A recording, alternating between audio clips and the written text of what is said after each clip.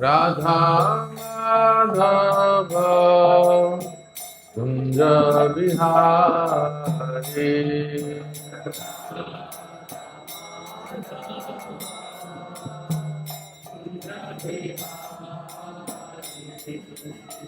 गोपी जना वल्लभा गिरिवरधारी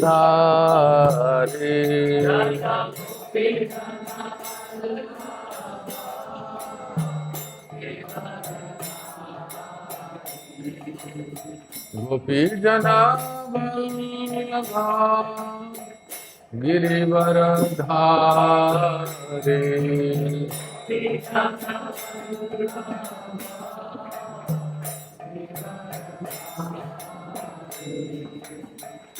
यशोदानंदन व्रज जनरंजन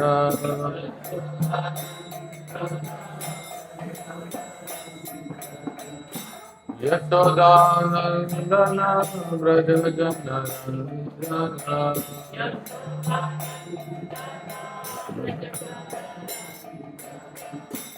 यमुना तीरा वनचारी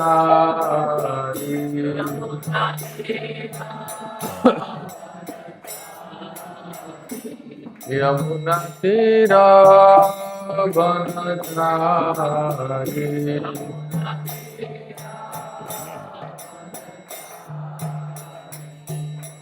राधा माधव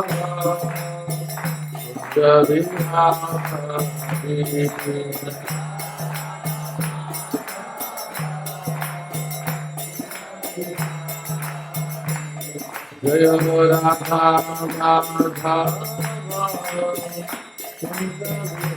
माधव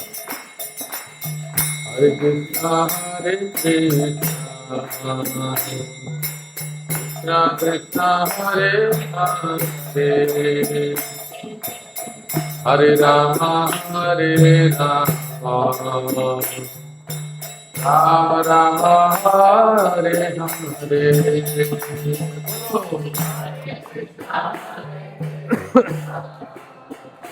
बोली मुझे ना स्टेप्सिल जैसा कुछ सोच लिया ये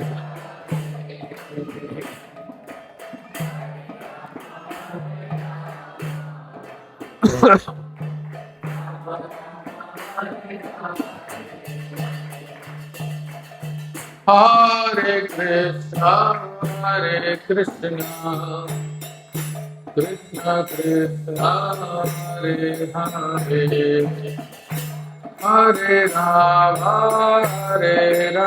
Rama Rama Rama Hare Hare Hare Krishna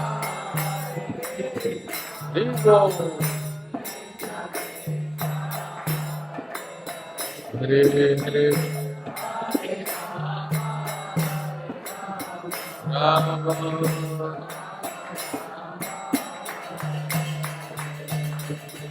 Hare Krishna Krishna Krishna Hare Hare Hare Rama Rama Rama Hare Hare Krishna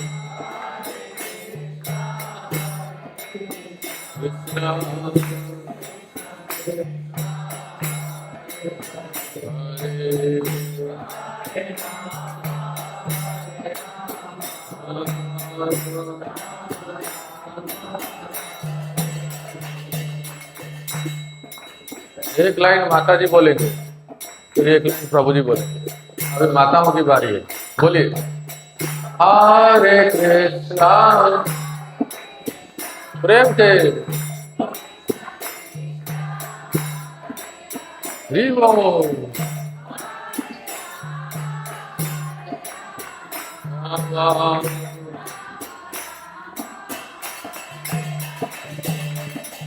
हरे कृष्णा हरे कृष्णा कृष्णा कृष्णा हरे हरे हरे राम हरे राम।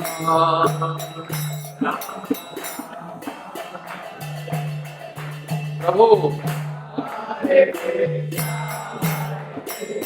हरि बोल।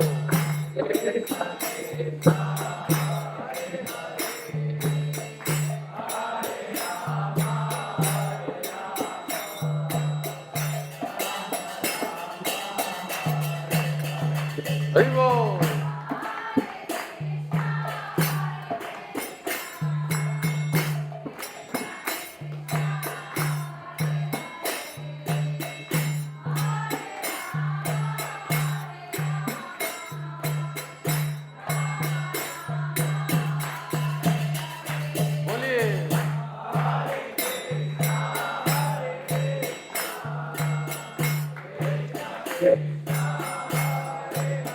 हरे राम हरे Krishna Krishna Krishna Hare Hare Hare Ram Ram Ram Hare Hare.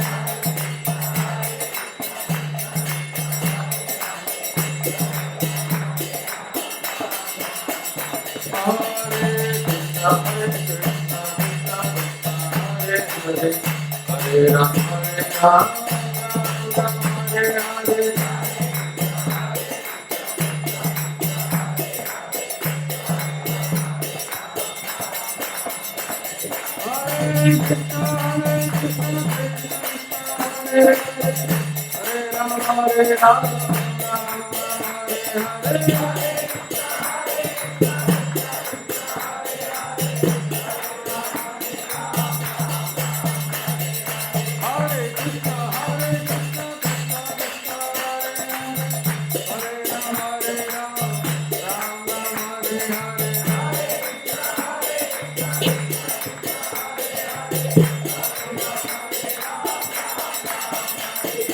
Hare Krishna Hare Krishna Krishna Krishna Hare Hare Hare Rama Hare Rama Rama Rama Hare Hare।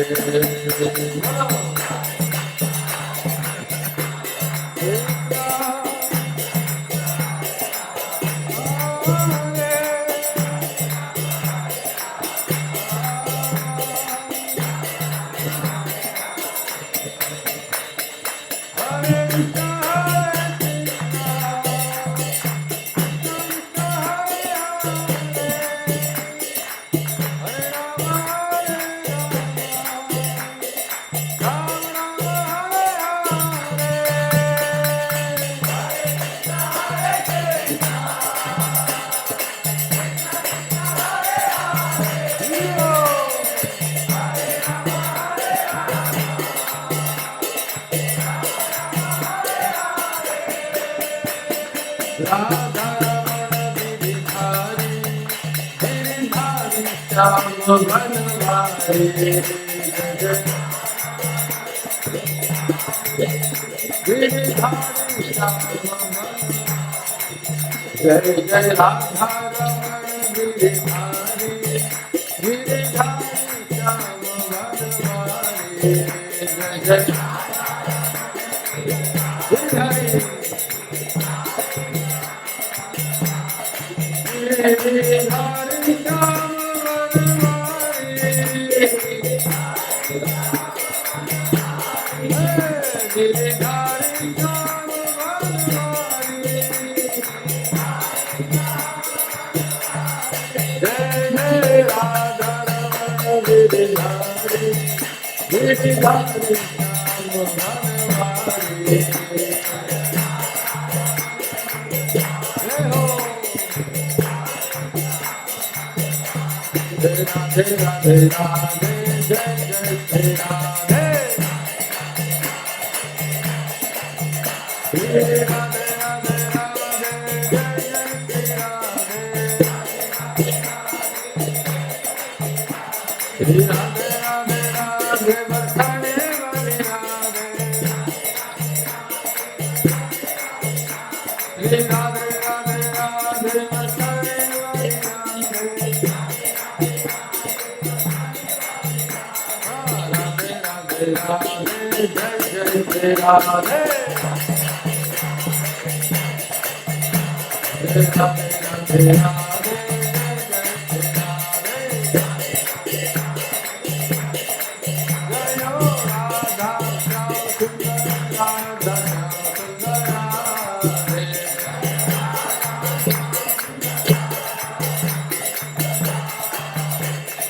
प्रभु पद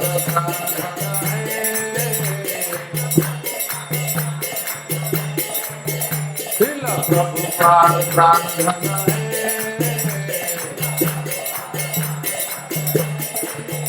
कौन जय राधा रस बिहारी राधा रस बिहारी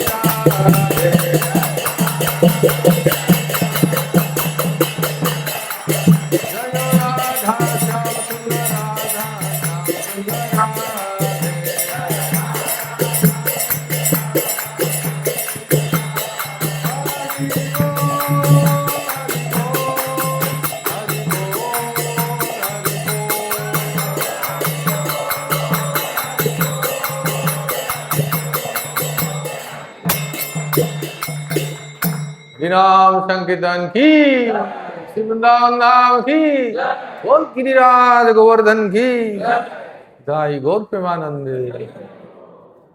हरे कृष्ण। श्रील प्रभुपाद के प्राणधन कौन है? कोई बता नहीं पाए आप लोग, बताइए बोलो। श्री राधा रास बिहारी जुहू मंदिर में है ना रास बिहारी, उनके लिए प्रभुपाद ने क्या नहीं किया। आप सब लीलामृत में पढ़े होगे नहीं, प्रभुपाद लीलामृत में।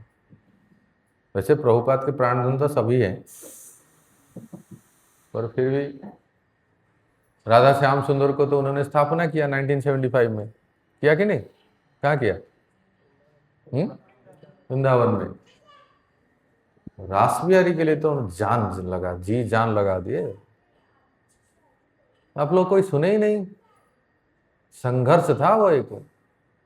राधा रास बिहारी इतने आसानी से स्थापना नहीं हुई। परम पूज्य भक्ति चारू महाराज सुने हैं ना, उन्होंने एक टीवी सीरियल बनाया जिसका नाम है अभय चरण। यूट्यूब में कभी देखिए, उसमें मुझे जहां तक याद है 15 नंबर एपिसोड है।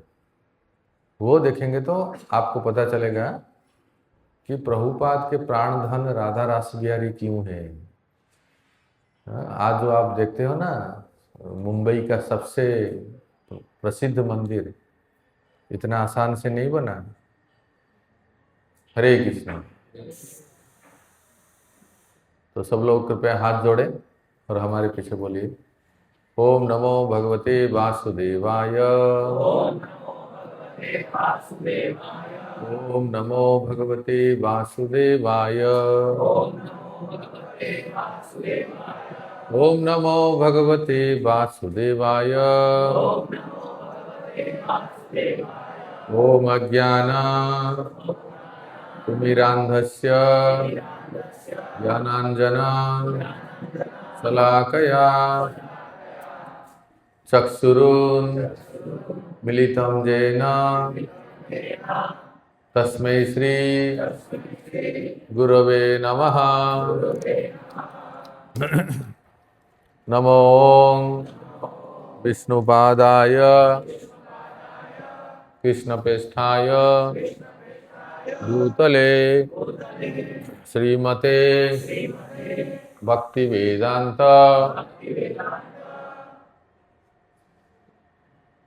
स्वामी इति नामिने नमस्ते सारस्वती देवे गौरवाणी प्रचारिणे निर्विशेष शून्यवादी पाश्चात्य देश तारिणे वंशकल्पतरुभ्यश्च कृपा सिन्धुभ्यैव च पतितानां पावनेभ्यो वैष्णवेभ्यो नमो नमः। जय श्री कृष्ण चैतन्य प्रभु नित्यानंद श्री अद्वैत गदाधर श्रीवासादि गौर भक्त वृंद। हरे कृष्णा कृष्ण कृष्ण हरे हरे हरे राम राम राम हरे हरे। हरे कृष्णा। तो आप सबको पता है हम कहाँ से आए हैं? ये देखिए, क्या दिख रहा है? कुछ दिख रहा है इसमें? क्या दिख रहा है? बोल गिरिराज गोवर्धन की। तो गिरि गोवर्धन के तलहटी में इस्कॉन का एक कॉलेज है जिसका नाम है इस्कॉन भागवत महाविद्यालय कॉलेज, जहाँ सभी इस्कॉन के भक्तों को भक्ति शास्त्री, भक्ति वैभव, भक्ति वेदांत और तरह तरह के कोर्सेस हिंदी इंग्लिश भाषा में पढ़ाया जाता है ऑनलाइन के माध्यम से। अभी बिल्डिंग बन रहा है, जब पूर्णतः बन जाएगा तो वहाँ भी आके कोई रेसिडेंशियल 1 महीना 2 महीना 3 महीना आके वहाँ भी पढ़ सकते हैं, कोर्स कर सकते हैं। तो आज हम एक बहुत सुंदर विषय सुनेंगे। तो उसको सुनने से पहले हम आप सबसे कुछ पूछ रहे हैं, आप बताइए, ठीक है? क्योंकि हम कॉलेज के टीचर हैं ना, तो टीचर के हिसाब से हम क्लास देते हैं। मतलब एक तो हो गया कि बस एक ही बोलते हैं कथा, ठीक है ना? कथा सब लोग सुनते हैं, पर इसमें थोड़ा सा आपसे भी सहायता चाहिए। हम कथा नहीं करते हैं, पढ़ाते हैं। तो लोग तैयार हैं ना? आप लोग पढ़ने के लिए तैयार रहिए, ठीक है? तो प्रश्न पूछा जाए, घबराएंगे तो नहीं? प्रश्न नाम सुनते ही लोगों की पसीना आ जाता है। तो ज्यादा कठिन नहीं है। प्रश्न ये है, अभी हम इस महीने में गीता जयंती मनाए, है ना? और प्रभु भक्ति वेदांत स्वामी प्रभुपाद जी की कृपा से पुस्तक वितरण भी कर रहे हैं। तो आप में से यहाँ इस समय कितने भक्त जो हैं पहली बार इस प्रोग्राम में आए हैं? हाथ उठाइए। कोई ऐसा है जो पहली बार आए हैं? हाँ, धन्यवाद। हरे कृष्ण बोलिए, सब हरि बोल बोलिए। तो एक दो है सज्जन, आप 2, अच्छा 2 लोग पहली बार आए। अच्छा, 2-3 लोग पहली बार आए, तो बहुत बढ़िया।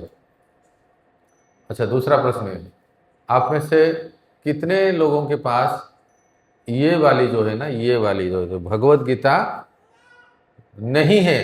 हाथ उठाओ। नहीं है ये वाला, एक बार स्पष्ट रूप से देख लीजिए। भक्ति वेदांत स्वामी प्रभुपाद जी की पुस्तक है। किसके पास नहीं है? है सबके पास? माता जी आपके पास है ना? सबके पास है, देख लिए? अच्छा, आपके पास नहीं है, एक माता जी के पास ये तो है, आप लिए हैं? हाँ, सेम सेम। इसका बस वो, आपके पास हिंदी है क्या? हिंदी? हाँ, ये भी हिंदी है, थोड़ा कवर चेंज हो गया। आपके पास नहीं है, देखो, एक माता जी के पास नहीं है। तो जिनके पास नहीं है वो आज आप ले ही लेंगे। क्यों? कुछ ऐसा विषय वर्णन होने जा रहा है ना? बुक स्टॉल है ना पीछे? बुक स्टॉल में कौन? प्रभु जी खड़े हो जाइए। हाँ, ये देखिए, ये महात्मा है, इनको सब देख लीजिए। तो जिनके पास नहीं है वो उनके पास जाके वो ले लेंगे। अच्छा, मैं आपको बोल रहा हूँ, क्या क्यों लेंगे, ठीक है ना? एक तो है कि क्यों लेंगे इसको, दूसरा है कि इससे हमें क्या लाभ होगा, राइट। और मैं एक बिजनेसमैन हूँ, मैं एक सरकारी नौकरी करता हूँ, मैं एक हाउसवाइफ हूँ, मैं एक स्टूडेंट हूँ, मेरा अपना प्रोफेशन है। हाँ, तो इससे, इसको लेके इससे क्या लाभ होगा मुझे? गुड क्वेश्चन, अच्छा प्रश्न है। इससे क्या लाभ होगा मुझे? और ये तो वो साधु संत लोग जो होते हैं, महात्मा लोग होते हैं, वो लोग गीता पढ़ते हैं, है ना। मैं तो एक सामान्य व्यक्ति हूँ, मेरा अपना बाल बच्चे हैं, घर परिवार हैं, पति पत्नी सब। तो इससे what benefit I will get, ये तो बहुत जानना जरूरी है। और तीसरा प्रश्न ये देखिए, मेरे पास इतना समय नहीं है। लोग बोलते हैं कि नहीं बोलते, टाइम नहीं है, मेरे पास इतना समय नहीं है। आप कुछ एक बात बोलिए, इतना बड़ा 700 श्लोक का एकदम थमा दिया हमारे हाथ में, इसको पढ़ने के लिए समय कहाँ है? इतनी मोटी पुस्तक दे दी है, इसको पढ़ने के लिए समय नहीं है। कुछ एक सार में बताइए, एक बार ये मुझे क्लिक हो जाए तो पूरा इसको मैं लेके डेली इसको पढ़ूंगा। इन सब तमाम प्रश्नों के उत्तर आज हम सुनेंगे कि किसके पास समय नहीं है, किसको समझ में नहीं आ रहा है, वो करना क्या है, इसके हमारा क्या लाभ होगा, how I can relate with this book. मैं कैसे अपने अपने प्रोफेशन में रह के मैं इसको कैसे रिलेट करूं, बहुत जरूरी है जानना। एक सार की बात सुनते हैं तो पूरा इधर इसको खोल के सुनने जाएं तो ना समय है, ना हमारे पास उतना बुद्धि है। तो एक सुनो, एक सार की बात यह है कि अगर ये इतना भी कर लेना तो बस समझ लो कि बहुत कुछ कर लिए। और डिटेल में जानना चाहे तो बस उसके बाद तो फिर आप पन्ना पलटिए और समझिए और सुनिए। क्योंकि भगवत गीता में टोटल कितने अध्याय हैं? बहुत अच्छा, 18 अध्याय। और महाभारत युद्ध कितने दिन तक चला? 18 दिन तक चला। महाभारत युद्ध में कौरव और पांडवों के जो सैनिक इकट्ठा हुए थे, उसकी संख्या कितने अक्षौहिणी सैनिक थे? कौरवों के पक्ष में 11 अक्षौहिणी सैनिक थे, पांडवों के पक्ष में 7 अक्षौहिणी सैनिक थे। तो कितने हो गए? अरे ये 18 में कुछ चमत्कार है क्या? जर्सी नंबर 18 कुछ तो गड़बड़ है लगता है ना। तो 18 कुछ तो है संख्या, है ना। तो इसलिए बताता हूं, 18 अध्याय को 18 क्लास में, 18 सेशन में हम पढ़ते हैं। फिर से बोलो, एक क्लास में एक अध्याय पूरा, ऐसे करके 18 क्लास में संपूर्ण 18 अध्याय हम पढ़ते हैं। तो मैंने एक ऑनलाइन कोर्स शुरू किया है जो बिल्कुल निःशुल्क है। क्या कि प्रत्येक क्लास में एक अध्याय हम सुनेंगे कि उसके उस अध्याय में क्या बताया गया है, और वो भी पावर पॉइंट प्रेजेंटेशन के साथ, जिससे पिक्चराइज करके आप देख सकते हो। अच्छा, तो पहले अध्याय में ये, दूसरा अध्याय का विषय वस्तु है, तीसरे अध्याय का ये है। समझ रहे हो ना आप लोग? तो ये कितना मतलब आसानी से आपको, कहते हैं ना, भगवत गीता कोई कथा कहानी है नहीं, केवल पहले अध्याय में थोड़ा सा स्टोरी है, नहीं तो कुछ है। ये इतना फिलॉसफी है, दर्शन है, और इसको सरल करके, जैसे कहते हैं दूध में थोड़ा केसर डाल के मलाई देके आप सबको पिला दिया जा रहा है।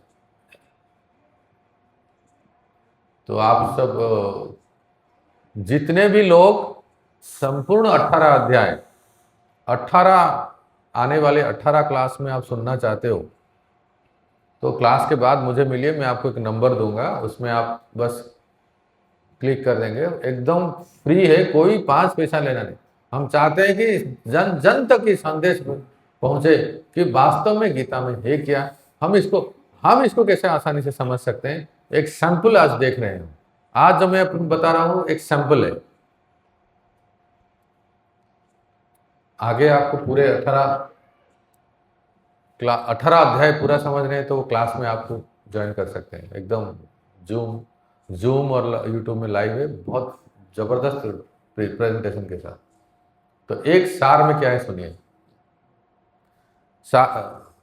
समय नहीं है, समझ में नहीं आता है, सार में कुछ बता दीजिए। तो सार में ये है भक्तों, 11 चैप्टर का अंतिम श्लोक, ये सार है। क्योंकि किसको कहे, भगवान कहते हैं कि सार सर्वधर्मान परित्यजं मामेकं शरणं। अरे छोड़ो, सब कुछ छोड़ के मेरे शरण में आओ। ये कौन कौन करेगा? ये सुनते ही लोग घबरा जाते हैं, बार सब कुछ छोड़ने के लिए कह रहे हैं। सर्वधर्मान परित्यजं मामेकं शरणं व्रज, भगवान ने कहा 18 अध्याय के अंतिम में, राइट।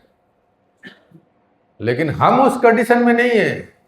प्रभु जी हो सकते हैं, हम नहीं है। आपने दीक्षा ले लिया है इसलिए आप हो सकते हैं।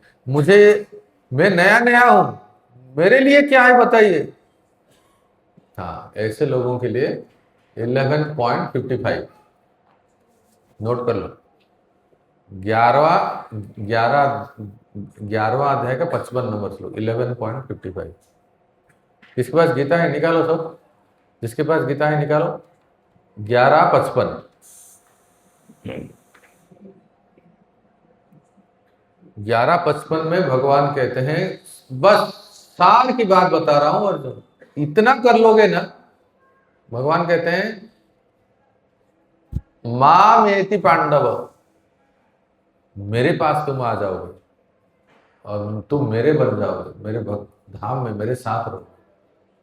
तो बताइए, आप लोग सुनना चाहते हैं कि भगवान क्या कहना चाहते हैं, है ना। तो बस 4-5 कार्य करना है। भगवान कहते हैं कि अगर इतना 5 कार्य कर लोगे तो अर्जुन, मैं विश्वास देता हूं जो भी ये 4-5 कार्य कर लेगा वो मेरे पास आ जाएगा। सबसे पहला क्या है सुनिए, मैं आपको बता रहा हूं पूरा गीता का सार एक श्लोक में।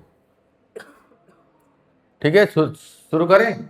सबसे पहला काम क्या करना है, पॉइंट नंबर 1, मत कर्म कृत, मेरे लिए कर्म करो। इसका अर्थ क्या हुआ, देखो इसमें लिखा है मेरा कर्म करने में रत।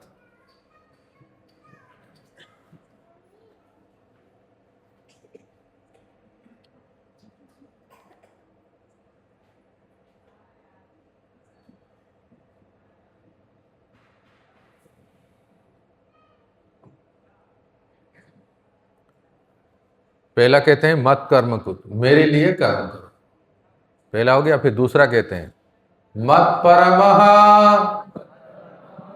इसका अर्थ क्या हुआ बोलो, मुझको परम मानते हुए। 2 हो गए। तीसरा मद भक्त, इसका मतलब मेरी भक्ति में रत हो। कितने हो गए, 3 हो गए। चौथा संग वर्जित, इसका अर्थ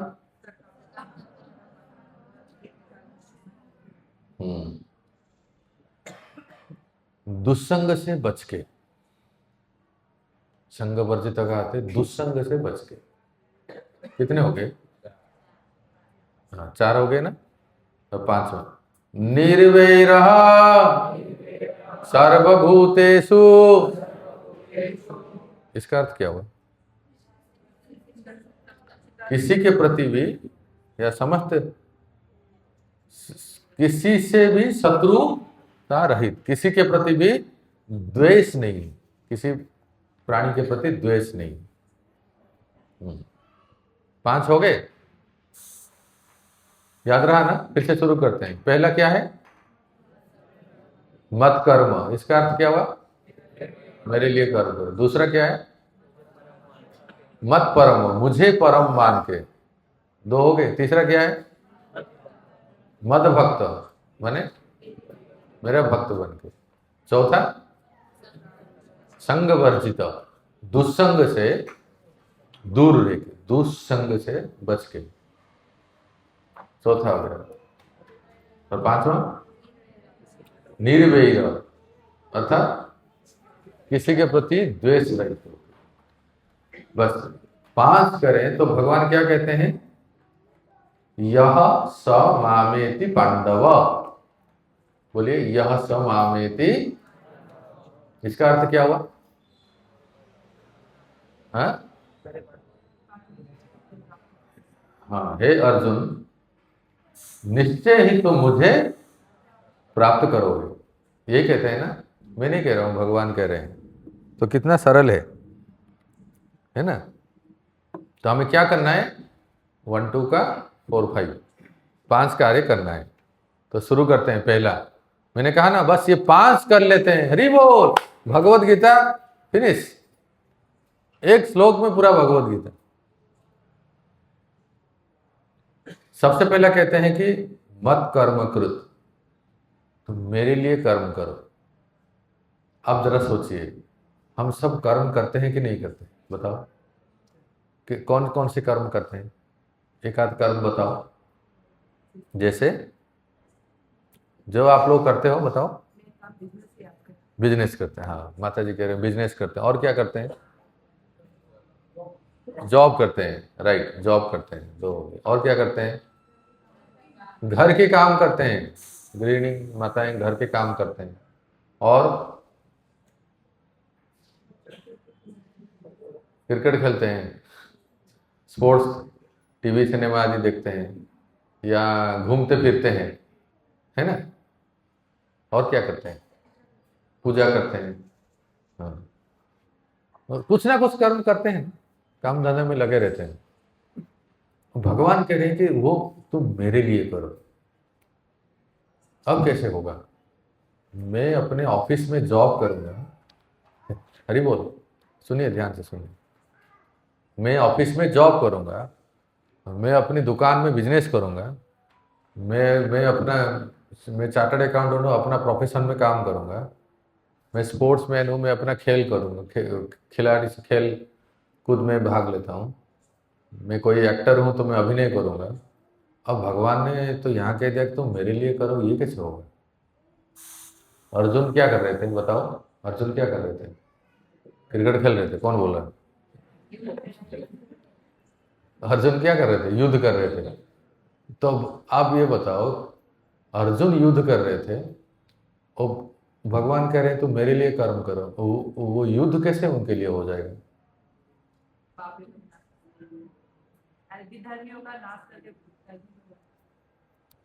माता जी कह रहे हैं कि विधर्मियों का नाश करके युद्ध में। तो अर्जुन युद्ध करते हैं और भगवान कहते हैं तुम मेरे लिए करो। तो अर्जुन का युद्ध कैसे भगवान के लिए हो सकता है? बताओ प्रभु जी। जो भी काम करें,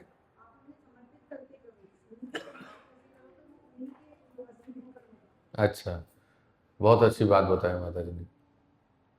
तो जैसे अर्जुन युद्ध कर रहे थे और साथ साथ दुर्योधन भी तो युद्ध कर रहे थे, है ना? कर्ण, वो भी युद्ध कर रहे थे। तो दोनों में अंतर क्या है? बताओ प्रभु जी, आप बताओ। हाँ, दुर्योधन भी युद्ध कर रहे थे, अर्जुन भी युद्ध कर रहे थे। हाँ, अर्जुन धर्म के लिए युद्ध कर रहे थे और वो अधर्म के लिए। और कोई? हाँ, उनके साथ, हाँ, कृष्ण भगवान थे।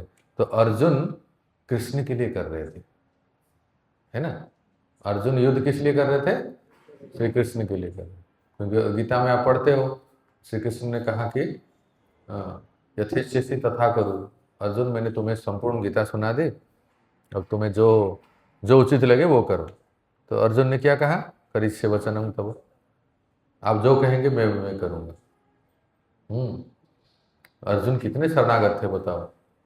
दुर्योधन भी गए थे भगवान के पास, अर्जुन भी गए थे भगवान के पास, याद है ना, वो सहायता लेने के लिए। दुर्योधन ने क्या लिया, पूरी एकदम सबसे, इस संसार के सबसे शक्तिशाली Israel army, I am sorry, Yadav army, Yadav सेना पूरा ले लीजिए। एक तरफ यादव सेना है, मतलब वो युद्ध जीत गया समझ लो, इतने पावरफुल सैनिक थे यादव सेना, नारायणी सेना। और अर्जुन ने क्या लिया,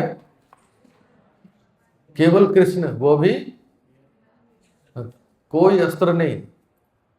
तो भगवान ने अर्जुन को पूछा, अर्जुन तुमने ऐसा क्यों किया, तुम चाहे तो बहुत कुछ मांग सकते थे ना। तो भगवान भी अर्जुन को परीक्षा लेते हैं, आपको भी परीक्षा ले, हम सबको परीक्षा लेंगे।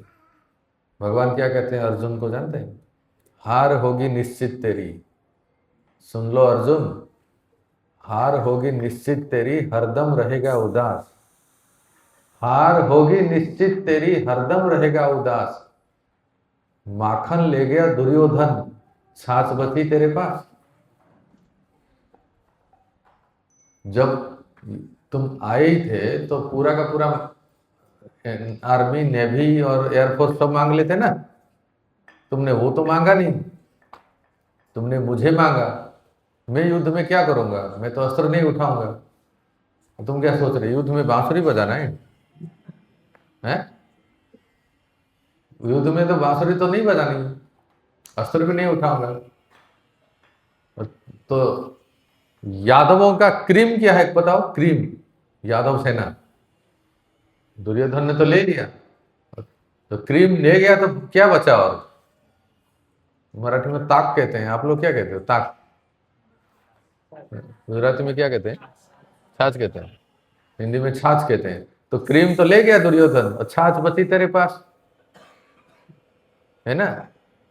तो अर्जुन क्या कहते हैं जानते हैं, हे केशव, हे जनार्दन, जीत होगी निश्चित मेरी, ये मेरा दृढ़ विश्वास। क्या कहते हैं, जीत होगी निश्चित मेरी, यह मेरा दृढ़ विश्वास, लेने दो माखन दुर्योधन को, माखन चोर है मेरे पास। बोल माखन चोर की। तो बताइए, आपको माखन चाहिए या माखन चोर चाहिए, सच सच बोलो, सोच के बोलो, और एक बार, माखन चोर लोगे तो कुछ नहीं मिलेगा, समझ जाओ। तो ये बहुत आवश्यक है कि अर्जुन भगवान के लिए युद्ध कर रहे थे और दुर्योधन खुद के लिए कर रहे थे। तो हम भी अर्जुन की तरह कर्म करते हैं, कोई बिजनेस करते हैं, कोई जॉब करते हैं, कोई टीचर है, कोई स्पोर्ट्समैन है, जो भी जो कर्म करते हैं, बस किसके लिए करना है ये बहुत महत्वपूर्ण है। हम लोग क्या चिंता करते हैं, हम अरे मैं, मेरी पत्नी, मेरे बच्चे, मेरे परिवार, मेरे खानदान, मेरे जमीन जायदाद, ये सब मेरे कैसे चलेगा, हे भगवान कैसे, ये चिंता कर। लेकिन थोड़ा सा अर्जुन की तरह सोचिए तो, अर्जुन के जैसा अगर बनेंगे तो क्या होगा, बस मुझे मेरा कर्म करना है, मुझे मेरा कर्तव्य करना है, और संपूर्ण रूप से उनकी प्रसन्नता के लिए। और स्पष्ट रूप से कहा जाए तो भगवान जो यहाँ कहते हैं मत कर्म, अर्थात मेरे लिए कर्म करो, तो भगवान कहते हैं तुम जो भी कर्म करते हो, तुम तो देखो भक्तों, हर व्यक्ति 24 आवर फुल टाइम सेवा नहीं कर सकता, कर सकता है क्या? हर व्यक्ति पूरा जीवन भगवान के लिए दे दिया, बस छोड़ो घर बार, चलो हरिद्वार, मठ मंदिर हमें आ गए, 24 घंटा बस भगवान की सेवा करना है और कुछ नहीं करना है। ऐसा सबके साथ हो नहीं सकता। तो भगवान कहता ठीक है, तुम अगर फुल टाइम 24 घंटा मेरे लिए कर्म नहीं कर सकते हो तो इतना करो, दिन में कुछ समय मेरे लिए दो, और जो भी कर्म करते हो उसका फल मुझे अर्पण करो। हाँ, this is called art of work. वो कर्म करेंगे पर कर्म के बंधन में नहीं फंसेंगे। फिर से रिपीट करो, तुम इसके तरह उसके तरह फुल टाइम मेरे लिए कर्म नहीं कर सकते। तो जो भी दिन में तुम्हारे पास जो भी थोड़ा समय है वो मेरे लिए समय दो, नाम जप में या मेरी पूजा में।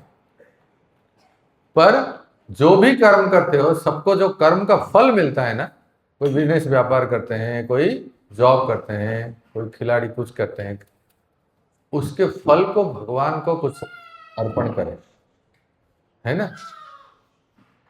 ये कह रहे हैं। वो कैसे कैसे करें? इन्हीं सब कार्यों में फल को भगवान को अर्पण करें। दिसंबर के महीना में हमारे गुरुजी ने कहा है कि सर्वत्र गीता का प्रचार हो, राइट। तो क्यों ना हमारी तरफ से कुछ भगवत गीता स्पॉन्सर किया जाए, जिसके वजह से गीता का प्रचार हो जाए। कितनी अच्छी सेवा है। एक हमारे क्षेत्र में एक बहुत बढ़िया सेंटर डेवलप हुआ है, जैसे ये सेंटर है या कोई मंदिर है या सेंटर है, उसके मेंटेनेंस में, उसके निर्माण में हम कुछ सेवा कर दें, वो भी भगवान के लिए कर्म हुआ। गीता के प्रचार में, मंदिर के निर्माण में, श्री विग्रह की स्थापना में, गुरु वैष्णव आदि आते हैं उनकी सेवा में, गौ की सेवा में। आप सोच रहे होंगे मैं यहाँ दुकान खोल दिया, किसी के मन में आता होगा। देखो मैं आपको श्लोक बता रहा हूं, ऐसे ही नहीं बोल रहे हैं। ये सब कहाँ लिखा है?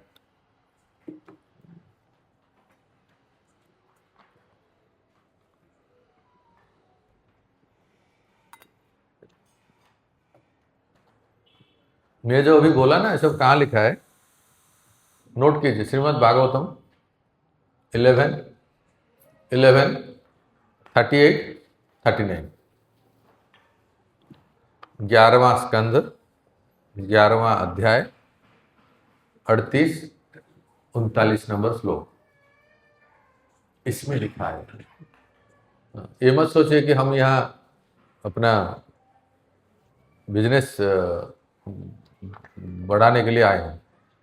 यहाँ डायरेक्ट लिखा है, भगवान का आदेश है। जैसे आप ये पढ़ रहे हो भगवत गीता, मैं पढ़ रहा हूँ उद्धव गीता। क्या पढ़ रहा हूँ? एक भगवत गीता है, दूसरी उद्धव गीता 11वां स्कंद में। उसमें भगवान कहते हैं ममार्चा स्थापने श्रद्धा, कहते हैं कि मेरे लिए मंदिर बनाओ, मंदिर में विग्रहों की स्थापना करें। फिर कहते हैं स्वतः संघृत्य चोद्यम, अकेले तुम नहीं बना पाओगे तो सब लोगों को साथ में लेके बनाओ। अकेले किसी के पक्ष में संभव नहीं है, पर साथ में आके सबको साथ में लेके मेरे लिए मंदिर बनाओ। डायरेक्ट भगवान का आदेश है, मेरे लिए मंदिर बनाओ, मेरे विग्रह की स्थापना करो। इससे बढ़कर प्रमाण और क्या चाहिए आपको, बताओ। और क्या कह रहे हैं? उद्यान उपवन क्रीड़ा, मेरे लिए बगीचा बनाओ, उद्यान वाटिका बनाओ, मेरे क्रीड़ा के स्थान बनाओ। अर्थात भगवान को जल विहार करने के लिए कुंड, सरोवर इत्यादि, नगर और मंदिर बनाए। और क्या कहते हैं? सेवक की भांति श्रद्धा भक्ति के साथ निष्कपट भाव से मेरे मंदिरों की सेवा शुश्रूषा करे, झाड़ू लगाए। अरे वो भगवान कहते हैं यहाँ झाड़ू लगाए, झाड़ू बुहारे, लिपे पोते। अब ये लिपे पोते शहर वाले क्या जानेंगे? लिपे पोते, लिपाई पोताई गांव में करते हैं ना, माने आपके भाषा में रंगोली डाले, ये कह रहे हैं। फूलों की होली करे, फूल की रास्ता बनाए, रंगोली डाले, छिड़काव करे, तरह तरह के कार्य करे। तो क्या आप समझ गए? इसको कहते हैं मेरे लिए कर्म करो। पहला आदेश आपने सुन लिया। इसके तात्पर्य में प्रभुपाद जी ने बहुत अच्छा समझाया है, जैसे मैं इसलिए आपको बस हिंट दे रहा हूं, घर में जाके आपको पढ़ना है। पहला आदेश भगवान के मेरे लिए कर्म करो, तो कैसे करें? देखो प्रभुपाद जी कहते हैं, ये उदाहरण आप खोल के देख सकते हैं, जिसके पास गीता है देखिए, उस श्लोक के तात्पर्य में सेकंड पैराग्राफ में प्रभुपाद कितना बढ़िया बताते हैं। यदि कोई व्यापार में व्यस्त है तो उससे इस व्यापार को कृष्ण भावना में परिणत करने के लिए कृष्ण को अर्पित करना होगा। यदि कृष्ण व्यापार के स्वामी हैं तो इसका लाभ भी उन्हें ही मिलना चाहिए। हरि बोल। यदि किसी व्यापारी के पास करोड़ों रुपए की संपत्ति हो और यदि वो हमें वो इससे कृष्ण को अर्पित करना चाहे तो वो ऐसा कर सकता है। इसको कहते हैं कृष्ण कर्म। उदाहरण कोई है मन में? कौन ऐसा व्यापारी है जिसने कृष्ण के लिए अपना दान दे दिया और भव्य मंदिर बनाए? बताओ। हाँ, ये जो आप मोटर गाड़ी चलाते हैं ना, मोटर गाड़ी, मोटर कार, हाँ, मोटर कार को इस संसार में लाया कौन? Henry Ford. कौन लाया? हेनरी फोर्ड के ग्रेट ग्रैंडसन अल्फ्रेड फोर्ड, जिनका नाम है अम्बरीश दास प्रभु जी, प्रभुपाद जी के शिष्य। इन्होंने अपने सारा व्यापार का कितना दिए? 350 करोड़। 35 रुपया नहीं बोल रहा हूं मैं। आप क्या सोच रहे हैं? 350 करोड़ किसको कहते हैं? मायापुर मंदिर बनाने में दे दिए। देख रहे हो? तो ये वो तो ठीक है, लेकिन हम लोग कम से कम अपने औकात से तो दे सकते हैं ना। देखो, इसलिए प्रभुपाद कहते हैं यहाँ, अपनी इंद्रिय तृप्ति के लिए विशाल भवन न बनवा कर वह कृष्ण के लिए सुंदर सुंदर मंदिर बनवा सकता है, कृष्ण के विग्रह स्थापित कर सकता है, भक्ति के प्रामाणिक ग्रंथों में वर्णित अर्चा विग्रह की सेवा कर सकता है। यही है कृष्ण कर्म। मनुष्य को अपने कर्म फल में लिप्त नहीं होना चाहिए, अपितु तो इसे कृष्ण को अर्पित करके बची हुई वस्तु को केवल प्रसाद के रूप में ग्रहण करना चाहिए। सुनिए, यदि कोई कृष्ण के लिए विशाल भवन बनवा देता है और उसमें कृष्ण का अर्चा विग्रह स्थापित करता है तो उसमें उसे रहने की मनाही नहीं कर रहती, लेकिन कृष्ण को ही इस भवन का स्वामी बनाना चाहिए, मानना चाहिए। यही कृष्ण भावना होती है। किंतु यदि कोई कृष्ण के लिए मंदिर नहीं बनवा सकता तो वो कृष्ण मंदिर की सफाई में तो लग सकता है, यह भी कृष्ण कर्म है। वो बगीचे की देखभाल तो कर सकता है। जिसके पास थोड़ी सी भी भूमि है, जैसा कि भारत में निर्धन से निर्धन व्यक्ति के पास होती है, तो वो उसका उपयोग कृष्ण के लिए फूल उगाने के लिए कर सकता है। वो तुलसी के वृक्ष उगा सकता है, क्योंकि तुलसी दल अत्यंत महत्वपूर्ण है। पत्रम पुष्पम फलम तोयो, इसको कहते हैं मत कर्मकृत। पहला आदेश आप समझ गए कि भगवान कहते हैं तो मेरे लिए कर्म करो, और जो भी कर्म करते हो उसका फल मुझे अर्पण करो। आज से आप लोग पॉइंट नंबर 1 याद रख लीजिए। जिसके पास भी गीता है या गीता को लेना चाहते हैं या समझना चाहते हैं, भगवान का आदेश है, उपदेश है कि मत कर्म कृत, मेरे लिए कर्म करो। अर्थात क्या समझे हम? तुम पूर्णतया 24 आवर फुल टाइम डिवोटी हो के मंदिर में सेवा नहीं कर सकते हैं, कोई बात नहीं। तुम जहां हो, जैसा हो, जिस स्थिति में हो, वहां रह के कर्म के फल को भगवान के प्रचार प्रसार में, मंदिर में अर्पण करें। एक हो गया। दूसरा है मत परम। मत परम का अर्थ क्या प्रभुपाद ने समझाया? कि मुझे ही परम मानो। और दुनिया में तमाम प्रकार के 64 प्रकार के 33 करोड़ के देवी देवता हैं। ऐसा मत करना कि सोमवार को शंकर जी, मंगलवार को हनुमान जी, बुधवार को माता जी, गुरुवार को महालक्ष्मी, शुक्रवार को संतोषी माँ, शनिवार को शनिश्चर, संडे को हरे कृष्ण। हम सर्वधर्म समन्वय सबको मानते हैं, किसी को भी दुख नहीं देते हैं। है ना, ऐसे करते हैं ना लोग।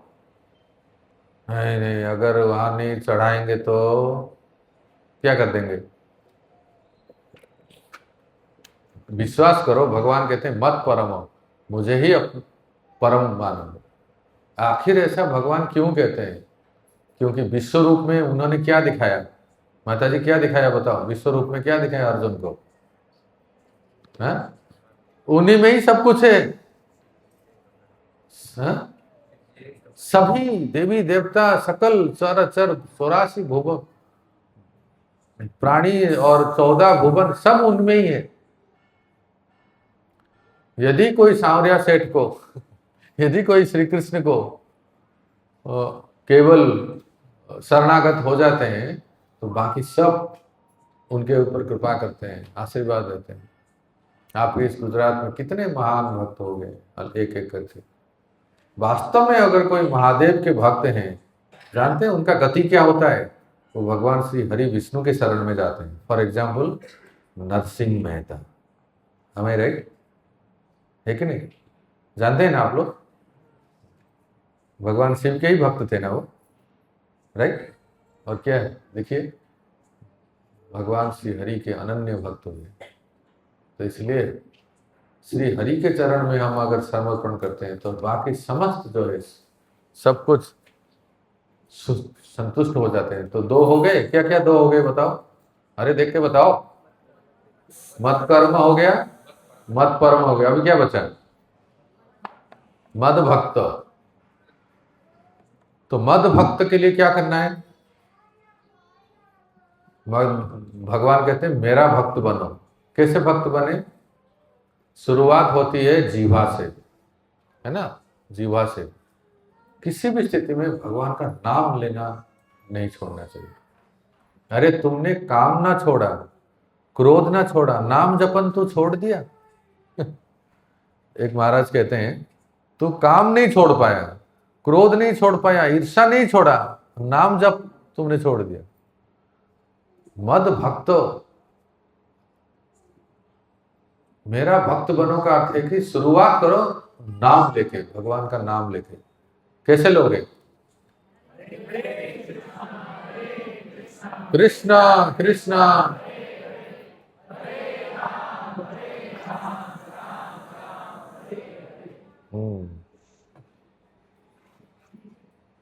सबसे पहला है चैंटिंग, भगवान नाम जप।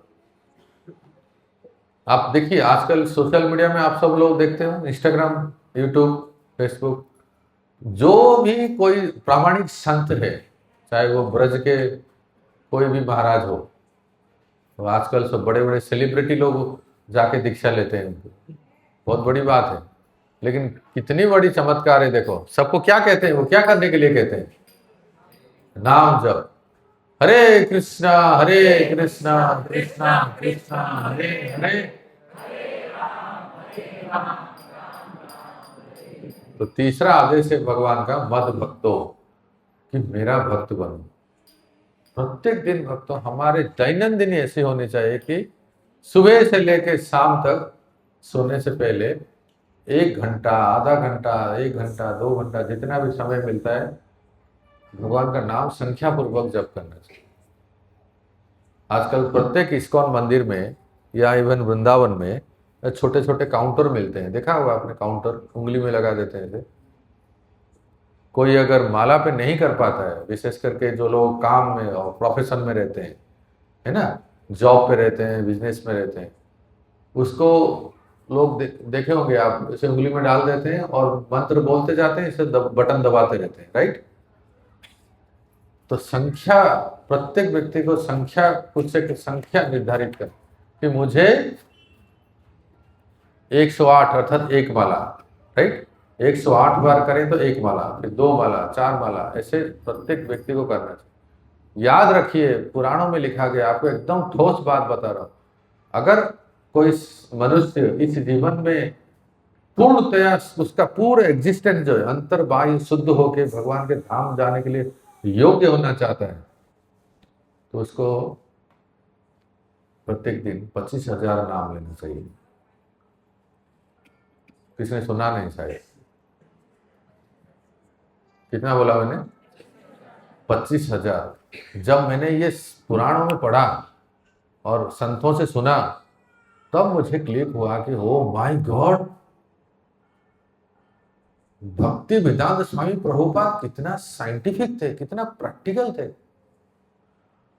उन्होंने जो सब पूरे पूरे दुनिया को कहा कि 16 माला जप करने के लिए, ये ऐसे ही नहीं कह दिए, पूर्णतः शास्त्रिक प्रमाण के साथ है।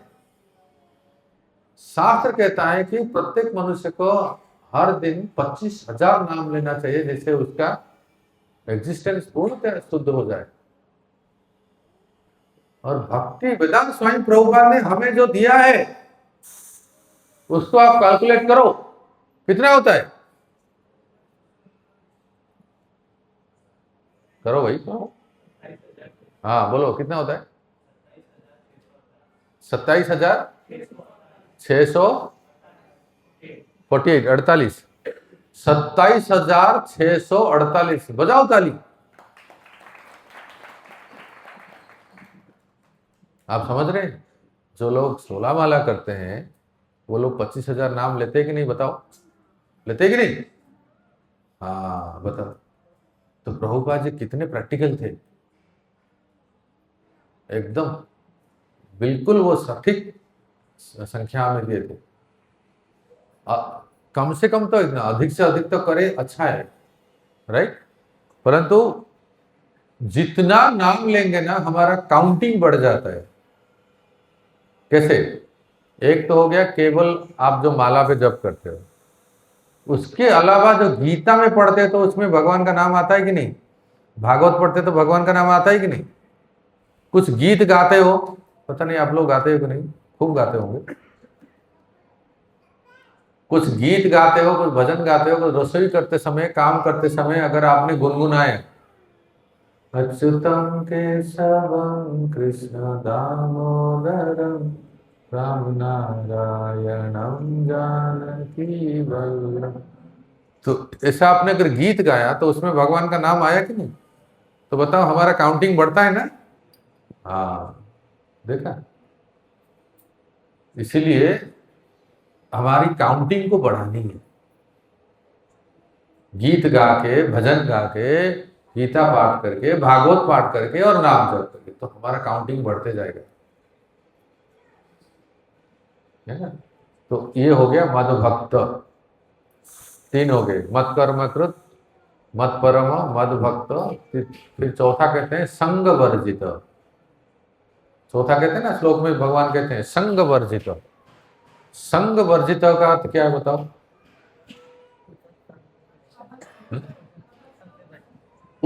हाँ, अभक्तों, दुस्संग से बचना है।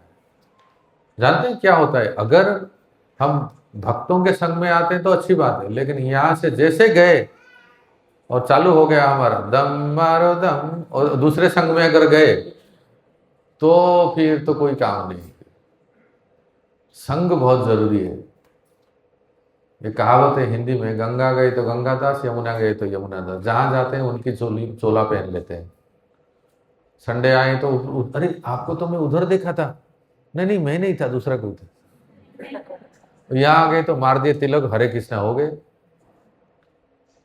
संग वर्जित बहुत जरूरी है। अर्थात हमारा संग ऐसा हो कि कहीं हम भटक ना जाए। आज के समय में सबसे बड़ा दुस्संग क्या है बताओ? हाँ, किसने बोला? हाँ, हरि बोल, प्रभु जी के लिए हरि बोल बोलो। सबसे बड़ा दुस्संग है ये। कहीं जाने की जरूरत, पहले तो जमाने में वो पाप करने के लिए कहीं जाना पड़ता था ना। कहीं जाओ, शराब के अड्डे में जाओ, मूवी देखने के लिए जाओ, इधर जाओ उधर जाओ, सब कुछ यहाँ मिल जाता है। 4 नियम को स्ट्रिक्टली ब्रेक करना है तो बस एक काफी है, ये 6 इंच वाला S23 अल्ट्रा, यही काफी है। i17, 17 प्रो, ये काफी है। बहुत कुछ अनर्थ हो जाता है। अच्छे अच्छे सज्जन लोग हैं ना, वो बिगड़ जाते हैं, दुष्चरित्र हो जाते हैं और बहुत भयानक स्थिति हो जाती है। आपको लगेगा कि अरे ये तो बहुत अच्छे थे, बहुत अच्छे सत्संग में आते थे, प्रोग्राम में आते थे। लेकिन दुस्संग, दुस्संग ऐसा है कि लोग, मीडिया का प्रभाव और ये सेल फोन इत्यादि, जिससे माता पिता सिर पे हाथ देते हैं, हो हे भगवान हमारा बच्चे का ये आदत कैसे छूटेगा, ऐसे कहते हैं कि नहीं। इसके बिना तो उसका भोजन भी पेट में नहीं जाता है। जब तक वो टॉम एंड जेरी नहीं चलाओगे खाना खाऊंगा नहीं, कुछ तो चलाना पड़ेगा। तो ये है सबसे बड़ा दुस्संग है। हाँ, तो इससे बचना है, संग वर्जित, दुस्संग से बचना है। ये जो जो हमारे मन को और भक्ति में हमें डाइवर्ट कर देता है, हमें हम भटक जाते हैं, उससे बचना है। इसलिए आप यहाँ जो आते हो ना, आज फ्राइडे है ना, फिर कब आते हो फिर? हाँ, ये बैटरी चार्ज करते हैं यहाँ। क्या होता है, क्या होता है यहाँ? बैटरी चार्ज होती है, फिर ये चलेगा और 4-5 दिन तक, फिर डाउन हो जाएगा, फिर आना पड़ेगा। सही में, मैं सही कह रहा हूँ, आपको ऐसे बैटरी चार्ज करना पड़ेगा। तो ये है संग वर्जित। फिर आगे निर्वैर, अर्थात किसी भी प्राणी के प्रति द्वेष भाव ना रखना, निर्वैर। देखो भक्तों, दो शब्द, आप कॉइन देखे हो? कॉइन, कॉइन के दो साइड होते हैं ना, हेड एंड टेल, है ना। तो एक तरफ है जिसको कहते हैं राग, क्या कहते हैं? राग, बोलिए। हाँ, तो दूसरा तरफ क्या होगा? हाँ, द्वेष, द्वेष। एक तरफ राग है तो दूसरी तरफ द्वेष है। हर एक व्यक्ति का ऐसे कॉइन की तरह दो साइड है। किसी के प्रति अटैचमेंट होता है, कहते हैं ओह, हाँ क्या जीना, तो क्या जीना उसके बिना, ऐसा होता है किसी के प्रति। और किसके प्रति क्या होता है? द्वेष का अर्थ क्या है? पहले को मुंह देखना नहीं चाहता, है ना। भले वो कहते नहीं है हम, पर उधर से वो आते हैं तो इधर से ऐसे कर देते हैं। सामने से अगर वो आते हैं तो इधर मुंह मोड़ देते हैं, तो हो गया ना द्वेष। किसी के प्रति राग, इतनी आसक्ति है। हमारे गुरु महाराज एक बहुत सुंदर उदाहरण देते हैं। आप लोग ट्रेन में सफर करते हो, मुंबई के लोकल में तो बहुत ऐसे है। ट्रेन में जब सफर करते हैं ना, एक सीट में 3 लोग बैठे हैं मान लीजिए, अपना कोई आ गया, आइए आइए प्रभु जी, अरे तो आप तो हमारे ही, आइए आइए ना। तो दूसरा बोलेगा नहीं जगह, अरे कहीं जगह है ना, जगह आ जाइए आ जाइए, हमारे गोद में बैठ जाइए, कोई दिक्कत नहीं। ऐसे बोलते हैं और बिठा भी देते हैं। उसी समय कोई परिचित नहीं होगा, वो अगर आपको बोले भाई साहब थोड़ा सा साइड में, किधर से गए, दिखता नहीं है, चलो आगे, इधर ही आ गए सब लोग, और कोई सीट में। कितना व्यवहार में चेंज हो जाता है। ऐसा क्यों होता है बताओ? एक के प्रति राग, इतनी ममता, इतनी आसक्ति कि गोद में क्या, सिर पे बिठाने के लिए भी तैयार है। और एक को कहते हैं कि इतना धिक्कारते हैं कि बेचारा वो तो घबरा जाता है। मैंने सीट ही तो मांगा, जान क्या मांग लिया आपने, ऐसे बोलता रहे। जान तो नहीं मांगा ना, सीट थोड़ा देने के लिए वो इतने जोर से बोलते हैं। तो इसको कहते हैं राग और द्वेष। तो जरा आप लोग सोचिए 1 मिनट के लिए, हाँ, जरा सोचिए। मुझे आप सबके सामने खुल के मत बताइए, मैं नहीं चाहता कि आपकी MRI स्कैन में कर लो सबके सामने।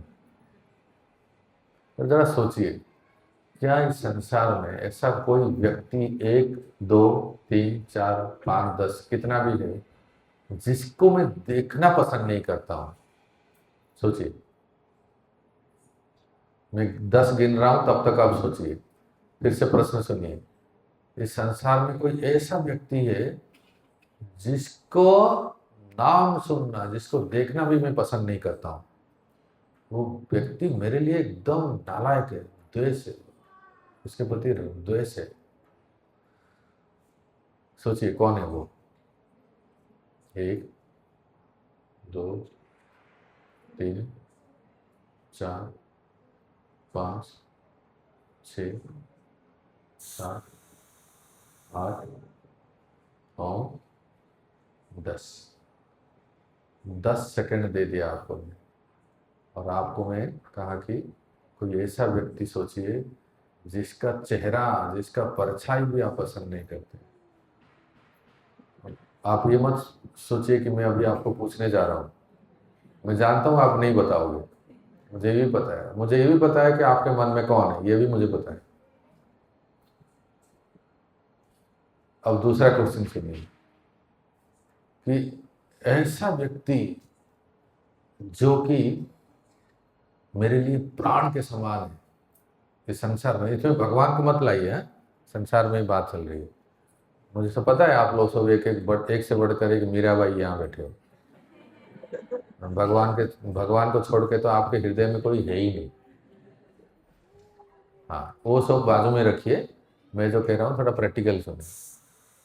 ऐसा कोई व्यक्ति जो मेरे हृदय में, जो मेरे दिल में, जो जो इतना इतना करीब है कि बस आपको ऐसा लगता है कि उसको देखे बिना मुझे नींद ना आए, ऐसा लगता है। बस उसको देखे बिना रहा नहीं जाता है। ऐसा कोई है, कोई भी हो सकता है ना? तो आंख बंद करके सोचिए 10 सेकंड। 1 2 3 4 5 6 7 8 9 10। सोच लिया आप लोगों ने। अब जिसको भी, जो भी आपके दिल में बैठे हैं या मन में बैठे हैं, जिनके प्रति आपका पूर्णतया चित्त समर्पित है, जिसके बिना आप रह नहीं सकते, या जो भी ऐसा व्यक्ति है जिनको नाम सुनते ही आपके एकदम पारा चढ़ जाता है, ऐसा लगता है कि सब आंख से, नाक से, कान से धुआं निकल रहा है, इस प्रकार के जो भी होंगे ना, तो आप बस मन में रखिए। और सार में बताओ ना, ऐसा कोई भी व्यक्ति हमारे जीवन में अगर ऐसा है तो समझ लीजिए कि इसी जीवन में आप भगवत धाम नहीं जा सकते।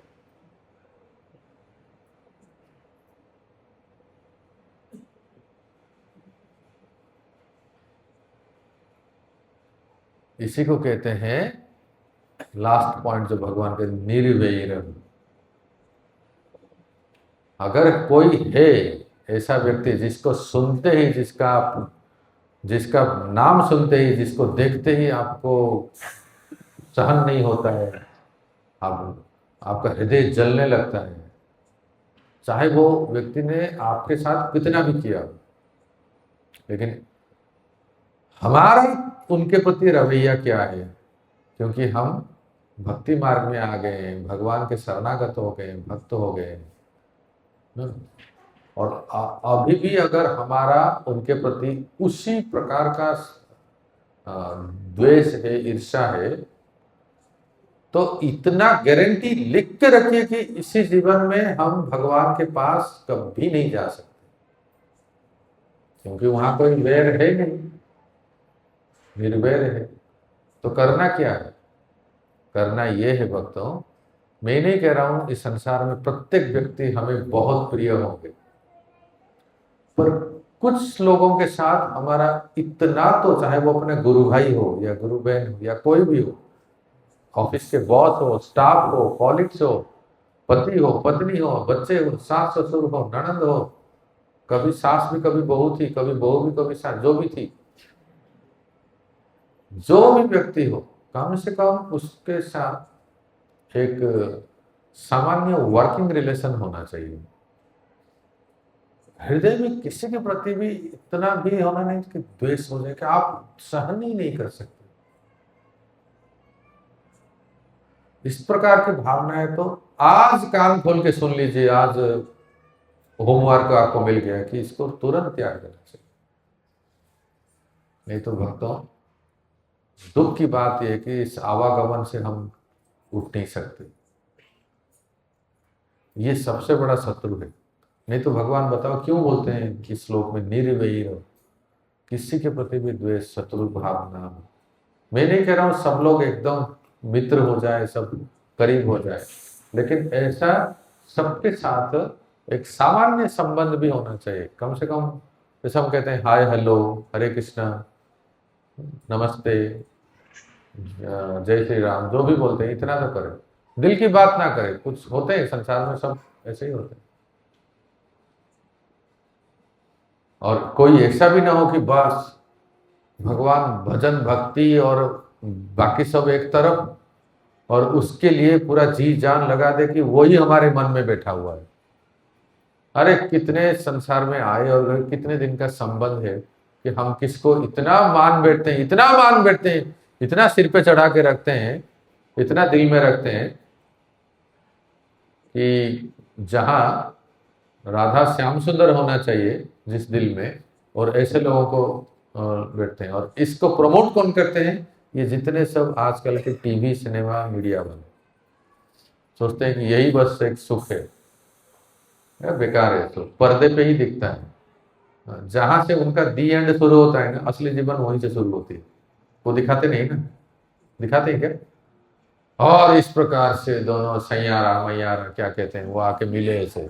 हाँ, अरे बाप रे, असली जीवन तो वहीं से चालू होता है।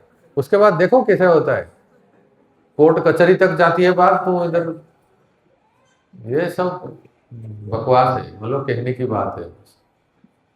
क्योंकि आप लोग मुझसे ज्यादा जानते हो प्रैक्टिकल लाइफ में क्या होता है। इतना आसान नहीं है जो हम पर्दे पे दिखते हैं। सार्वभौम प्रभु बहुत सुंदर कहते हैं इसके बारे में। ये तो बहुत कॉमन है, आप सब सुने ही हो। ये जो संसार के जो संबंध है ना, उसके बारे में कहते हैं, जब जब वो बोलती है ना, इनको लगता है आह, पता नहीं उर्वशी है कि मैंने कहा है, इतनी मधुर वाणी से बोलती है, सब बोलते हैं, सब सुनते हैं। क्योंकि पहला पहला, समझ गए ना, पहला पहला। हाँ, उसके बाद आपको समझ जाते हैं। उसके बाद जब संबंध हो जाता है, जब ये बोलते हैं तो वो सुनने लगती है। इतना सुनती है कि मानो कि साक्षात मूर्तिमान सावित्री है। अरे बाप, मूर्तिमान सती सावित्री है। फिर सार्वभौम को कहते हैं कि ये तो शुरुआत है, आगे तो सुनिए। सुनने के लिए सब लोग धैर्य धारण कीजिए, है ना। जब एक दो बच्चे हो जाते हैं, उसके बाद दोनों बोलते हैं और मोहल्ले सुनते हैं।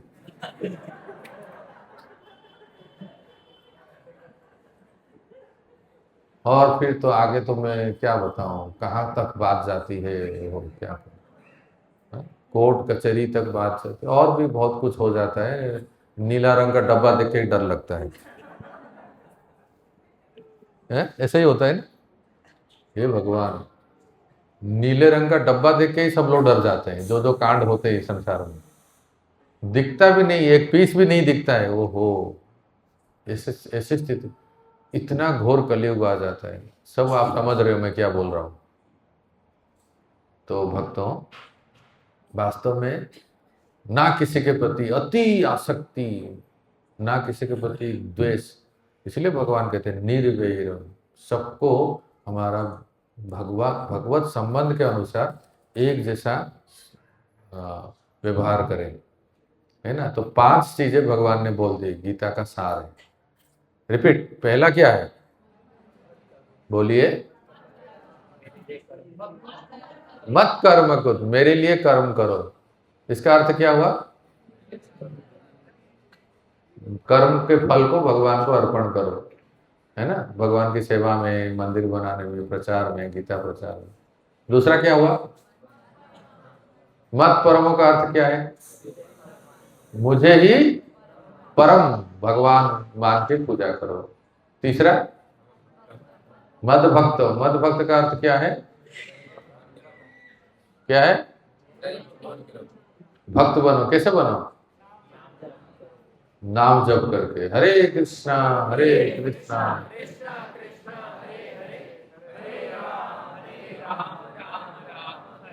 मद भक्त। फिर आगे क्या है चौथा? संग वर्जित। किससे? दु दुस्संग, जिससे हमारी चेतना दूषित होती है, संग वर्जित। और 5वां निर्वैर का अर्थ क्या है? किसी के प्रति द्वेष भाव ना रखे, ना राग ना द्वेष, है ना। बस इतना करेंगे तो भगवान क्या कहते हैं श्लोक में, अंत में क्या कहते हैं, पढ़ो, क्या कहते हैं? हाँ, यह तो मामेति पांडव, वो निश्चय ही मुझे प्राप्त करता है। भगवान एकदम कॉन्फिडेंटली कहते हैं, प्रॉमिस करके कहते हैं, अर्जुन वो निश्चय, भगवान झूठ नहीं बोलते हैं, कॉन्फिडेंटली कहते हैं कि निश्चय ही मुझे प्राप्त करता है, और हम बहुत आसानी से भगवान को प्राप्त कर सकते हैं। हरे कृष्णा। तो अभी जो हमने आज चर्चा किया, इस विषय में किसी को भी कोई भी शंका हो, डाउट हो, प्रश्न है, कुछ प्रैक्टिकल भी कुछ कुछ किसको डिफिकल्टी आती होगी तो अवश्य पूछिए। मैं चाहता हूं कि इस सब्जेक्ट को पूरा हम आज ही क्लियर हो जाए।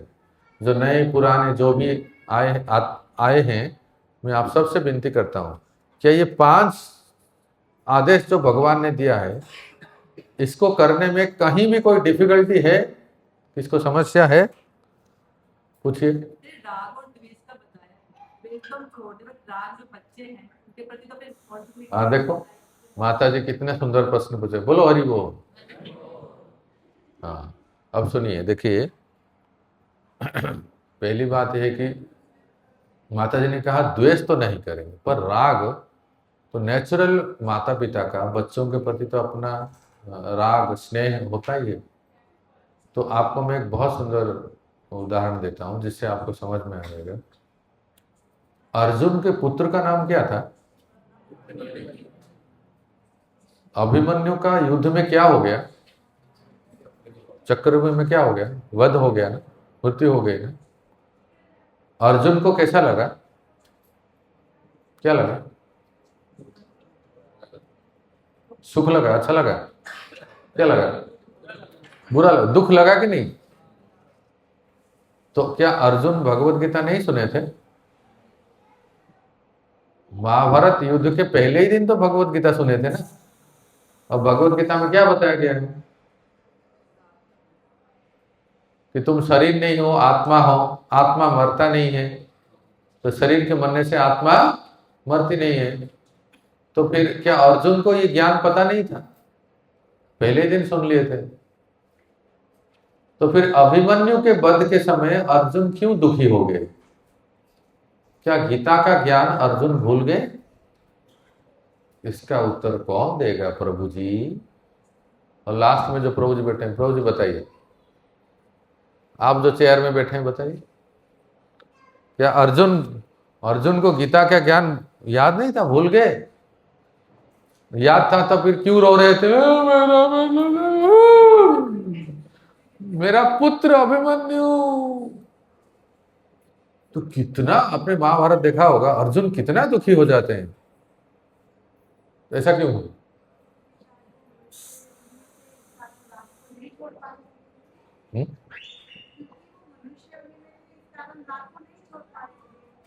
कौन मनुष्य? अर्जुन नहीं, देखो मनुष्य योनि तो है ही, पर अर्जुन ने तो, भगवान ने जब अर्जुन को गीता सुनाया तो उस समय अर्जुन कोई देवता थोड़ी थे, अर्जुन तो मनुष्य ही थे। तो नहीं, भगवान ने गीता सुना के अर्जुन को पूरी तरह से क्लियर कर दिया ना, समझा दिया कि अर्जुन तुम समझ गए? हाँ बिल्कुल समझ गए। अब युद्ध करोगे ना? हाँ करो। इसमें मारा मारी होगी? हाँ बिल्कुल होगी। तुम्हारे कुछ मरेंगे, उनके भी कुछ मरेंगे? हाँ बिल्कुल होंगे। तो अर्जुन जैसे महान भक्त जब अभिमन्यु का वध होता है, देखो अपने बच्चों के प्रति स्नेह ममता होना स्वाभाविक है, एक जिम्मेदारी है, उनके प्रति दायित्व है कि उनको परवरिश करना, बढ़ाना, और सबसे बड़ा दायित्व है कि उनको भक्त बनाना। सुन रहे हैं ना माता जी? उनको सच्चरित्रवान बनाना, भक्त बनाना, ये माता पिता का कर्तव्य है, और वो अर्जुन की तरह निभाएं। पर अंतर इतना है कि अर्जुन यद्यपि दुखी हो गए अपने पुत्र के वध होने से, या उनके जो भी हो गया, परंतु उन्होंने अपना कर्तव्य को नहीं छोड़ा, अपने अपने कर्म को नहीं छोड़ा, अपने धर्म को नहीं छोड़ा। इसका प्रमाण क्या है? इसका प्रमाण ये नहीं कि अब तो बेकार है, इस गांडीव को लेकर पटक पटक दिया, हे केशव, हे जनार्दन, मेरा बेटा ही मर गया, मैं क्यों, आखिर मैं क्यों युद्ध करूं, आज से मैं युद्ध नहीं करूंगा, हे भगवान मैं अब युद्ध नहीं करूंगा। ये चार भाई मेरे बेटे को बचा नहीं पाए, इतने बड़े बड़े बलवान अपने आप को कहते हैं, क्या लाभ है, मैं इनके लिए युद्ध कर रहा हूं और ये इन्होंने मेरे बेटे को नहीं बचा पाए, अब मैं युद्ध नहीं करूंगा। ऐसा हुआ क्या बताओ? ऐसा हुआ क्या? ऐसा हुआ क्या? नहीं हुआ। इसको कहते हैं भक्त।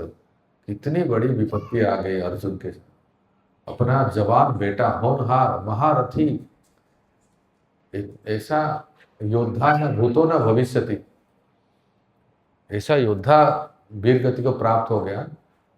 अवश्य अर्जुन दुखी हुए, अवश्य अर्जुन को कष्ट लगा, पर उन्होंने गीता के उपदेशों को याद किया और अर्जुन अपने कर्तव्य, अपने धर्म पर अडिग रहे।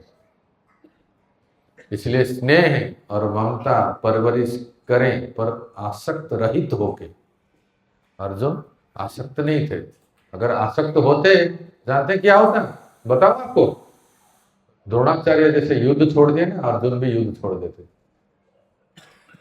द्रोणाचार्य को जब पता चला कि उनका पुत्र अश्वत्थामा का हत हो गया, वैसे एक हाथी था ना, हाथी का नाम अश्वत्थामा था, पर द्रोणाचार्य ने ये नहीं सोचा कि ये हाथी है कि मेरे पुत्र है। जैसे ही उन्होंने सुन लिया, बस अब क्या करें, कोई युद्ध नहीं करना है मुझे, अब मैं पूर्णतया धनुष बाण छोड़ रहा हूं।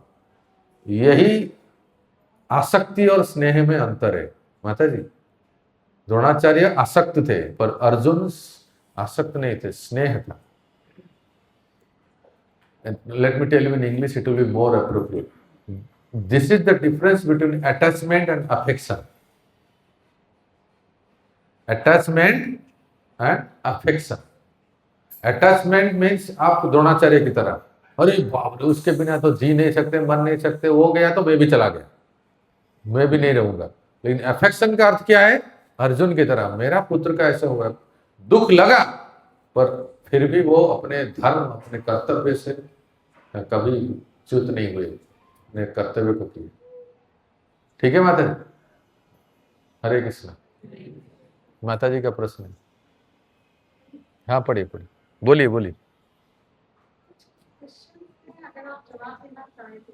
हाँ बोलिए। भगवान ने कहा कि मेरा मंदिर बनाइए, तो मंदिर में क्यों रहना चाहते हैं? जबकि हर दिल एक मंदिर है, हर किसी के दिल में रहो तो वो मंदिर ही है, और दिल में रहना ज्यादा मेरे हिसाब से संख्या बढ़ती है, बजाय एक मंदिर में स्थापित होने और एक दिल में स्थापित होना, दोनों में बहुत बड़ा अंतर होता है। तो भगवान ने ऐसा क्यों कहा कि मेरा इसे स्पेशल घर बनाओ आप, तो क्यों मुझे मंदिर में रखा जाए? दूसरा आपने जो बताया, हाँ इसको पहले पूरा कर लेते हैं।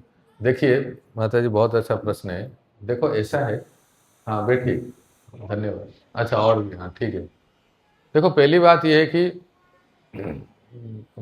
भगवान सर्वत्र है, तो इसी तरह बहुत सारे चीजें जो है ना सर्वत्र होते हैं। एक छोटा सा देखिए, आप देखिए इस, आपको थोड़ा बहुत, आप तो पढ़े लिखे हैं, साइंस का थोड़ा सा ज्ञान होना। ये जो ईथर है ना, जो स्पेस हम देखते हैं, उसमें वेवलेंथ्स है, वेव्स हैं, उसमें साउंड है और फॉर्म है, रूप अर्थात स्वरूप और शब्द, ये दोनों है, पर उसको हम ना देख नहीं पाते हैं। उसके लिए एक रिसीवर चाहिए, जिसको सरल भाषा में कहते हैं टेलीविजन। आप बस लगाइए, आपको क्या देखना है बताइए। 2020 चल रहा है क्या कुछ? हाँ जो भी चल रहा होगा, अगर 2020 चल रहा है कहीं, कोई भी देश के, कोई विश्व के कोई भी कोने में, आप वो पिक्चर को, तरंगायित पिक्चर को आप उसमें देख सकते हो। तो कोई कहेगा तो भाई सब जगह है, आप ले लो ना, उसके लिए एक रिसीवर चाहिए।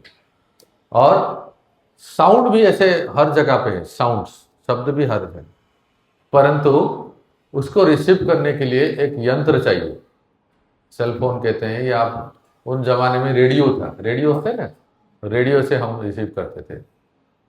पानी, देखो पानी वास्तव में वायुमंडल में पानी है, पानी है सर्वत्र। आप ऐसा नहीं पाइप लगाओ पी लो ऐसा नहीं होता है। पानी को कहीं एक जगह पे स्टोर किया जाता है, तब जाके हम उस पानी को कलेक्ट करते हैं, है ना। आजकल कोई चिट्ठी लेटर जो है ना वो इतना दिखते नहीं, क्योंकि सब ईमेल व्हाट्सएप ये सब आ गया है। अपनी बचपन याद कीजिए तो हम लोग ना चिट्ठी डालते थे, याद आ रहा है, लेटर बॉक्स में डालते थे। वो लेटर बॉक्स का कलर क्या था? हाँ, लाल रंग का डब्बा था। तो लाल रंग के डब्बे कहीं भी दिखेगा आपको रास्ते में, कोई भी लाल रंग का डब्बा हो और डाल दो चिट्ठी, वो चला जाएगा? नहीं जाएगा, उधर ही पड़ा रहेगा वर्षों तक वो कीड़ा लग जाएगा। हर एक लाल रंग के डब्बे पोस्ट बॉक्स नहीं होते। तो कुछ एक गवर्नमेंट ऑथराइज बॉक्स होते हैं, पोस्ट बॉक्स, जिसमें हम चिट्ठी डालते हैं ना तो वो प्रॉपर जगह पे पहुंच जाते हैं। माता जी, सर्वत्र भगवान है, कण कण में है भगवान, दिल में, हर एक दिल में है भगवान। पर एक कोई स्थान है जहां हम उनको कुछ दे सकते हैं, खिला सकते हैं, पिला सकते हैं, पूजा कर सकते हैं, वो हमारी सेवा को स्वीकार कर सकते हैं। जैसे हर एक डब्बा लाल रंग की है, पर हर एक डब्बा में अगर चिट्ठी डालते हैं तो वो नहीं जाती है। सर्वत्र वायुमंडल में पिक्चर है और साउंड है, पर उसको रिसीव करने के लिए कोई तो एक मशीन चाहिए जिसमें हम एक जगह पे बैठ के देख सकते हैं। उसी प्रकार से एक स्थान होता है जिसको कहते हैं मंदिर, जहां आने के बाद मन शांत हो जाता है, मन लग जाता है, और जहां भगवान का बहुत ही सुंदर स्वरूप श्री विग्रह है। और भगवान स्वयं कहते हैं, जैसे आपने अभी सुना, भगवान कहते हैं कि मेरे इस स्वरूप के प्रति जिसका प्रेम लगाव है, उसके लिए बस किसी भी रूप में आ जाएंगे। अभी आप समझ गए क्यों क्यों आवश्यक है मंदिर की? सभी लोग बैठे और सभी के घर में मंदिर होते, क्या उन मंदिरों का हम चक्कर नहीं काउंट कर सकते? यहाँ जो जितने लोग बैठे हैं, थोड़ा सा पास आ जाइए तो। आइए आइए, कोई दिक्कत नहीं। जितने जी जी, सभी पूजा करते हैं, हाँ हाँ उसी भावना से करते हैं जिसमें वो बाहर के मंदिर में जाके पूजा करेंगे, वही सेम भावना लेकर वो अपने घर में मंदिर में पूजा करते हैं। हाँ तो क्या वो it is not like as a receptor, we can just count that, वो भी तो एक रिसेप्टर ही है। क्यों हमें बाहर मंदिर बनाना पड़ता है? क्योंकि मतलब हाँ हाँ, समझ गया। आप ये कह रहे हैं कि मंदिर भी तो एक मंदिर है, या फिर या हमारी भावना उसके प्रति इतनी ज्यादा निश्चल नहीं है, या क्या है? मतलब हमें बाहर क्यों जाना पड़े उस मंदिर के लिए? नहीं, हमारे घर के मंदिर में बिल्कुल सही कहा आपने। हाँ, आपने सही कहा। देखो, हम इसलिए तो भगवान कहते हैं कि मेरे जो विग्रह का स्थापना करे, तो कोई व्यक्ति घर में रहता है तो घर में अपना मंदिर बनाए। माता जी, आपकी बात कह रहा हूँ। आप अगर चाहते हैं अपने घर में मंदिर बनाए तो बहुत ही श्रेष्ठ है। मेरा मंदिर बनाए, मुझे स्थापना करे, मेरी पूजा करे, बहुत ही अच्छा है। है ना, सभी के घर में होगा। आप पूछिए, सभी के घर में एक अंदर मंदिर सभी के है तो मैं आपको कह रहा हूँ ना, आप पूछ रहे हैं ना, आपको कह रहा हूँ कि आप भी अपने घर में मंदिर बनाइए और ठाकुर जी को रखिए। बना है? हाँ, तो बहुत बढ़िया है, अच्छी बात है। बाहर मंदिर जाने और बाहर मंदिर बनाने की मतलब हाँ, अब ये सुनिए, देखो ऐसा है कि ये हमारे सनातन धर्म में, भारतवर्ष में अनेक धार्मिक स्थान है ना। तो हमारे घर में अवश्य अपना अपना ठाकुर जी हैं, गोविंद है, गोपाल है, रामलला है। पर रामलला का जन्म स्थान तो जन्म स्थान है अयोध्या, इसलिए जाते हैं। उसी प्रकार से कहीं कहीं भगवान स्वयं स्वयंभू के रूप में प्रकट हुए हैं। मतलब एक तो है कि हम अपने हमारी इतनी भक्ति या इतनी योग्यता नहीं है, पर फिर भी कृपा करके किसी ने कोई स्वरूप को हमने भगवान के रूप में प्राप्त किया और ठाकुर जी को पूजा कर रहे हैं। लेकिन जरा सोचिए, जहाँ भगवान का निज घर है, जो गांव है, जैसे वृंदावन धाम, अयोध्या धाम, जगन्नाथपुरी इत्यादि जो धाम है, तिरुपति बालाजी, रामेश्वरम, बद्रीनाथ इत्यादि, जहाँ साक्षात रूप से भगवान प्रकट हुए हैं, वहाँ वो विराजमान है भगवान के स्वरूप में। तो ऐसे स्थानों पे जाना, मंदिर बना है, ये मंदिर जो बना है, जैसे अभी जो अयोध्या में राम मंदिर बना, तो सब लोगों ने, पूरे देशवासियों ने सहायता की।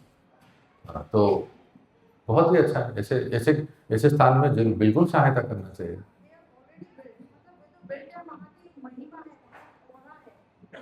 आपने बताया वृंदावन, आपने बताया अयोध्या, आपने बताया उज्जैन महाकाल, ये तो एक ऑरा है। आप एक हम वहाँ जाते थे, उन्होंने कहा हर जगह मेरा मंदिर बने, मैं उसको लेकर कहती थी हर जगह हर किसी के घर में मंदिर होता है, हर भगवान को दिल में बैठने के लिए मंदिर।